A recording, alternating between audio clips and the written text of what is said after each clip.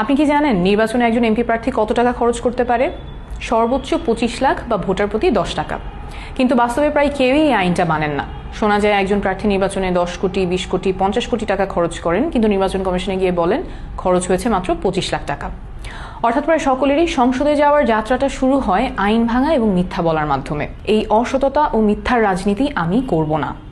NCP থেকে আমি ঢাকা 9 আসনে মনোনয়নপ্রাপ্ত হয়েছি এবং আমি প্রতিজ্ঞা করছি আইনে অনুমোদিত টাকার বাইরে একটা টাকাও আমি খরচ করব না। অনেকেই বলেন যে এত অল্প বাজেটে নির্বাচন করা সম্ভব না, আমি বেশি আইডিয়ালিস্টিক, এভাবে নির্বাচন হয় না।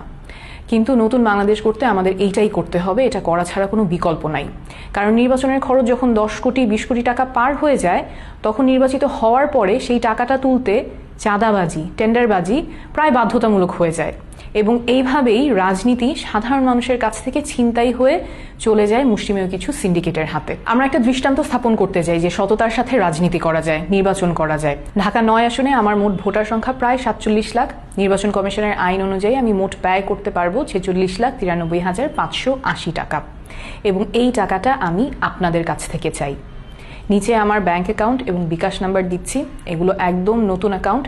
কত টাকা আসছে এবং কত টাকা খরচ হচ্ছে সেটা স্বচ্ছভাবে আপনাদের সবার সামনে প্রকাশ করব প্রমাণ সহ।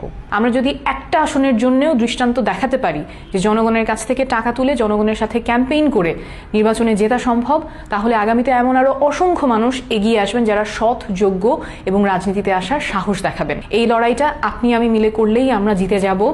আমি আপনাদের সাহায্যের আশায় থাকবো।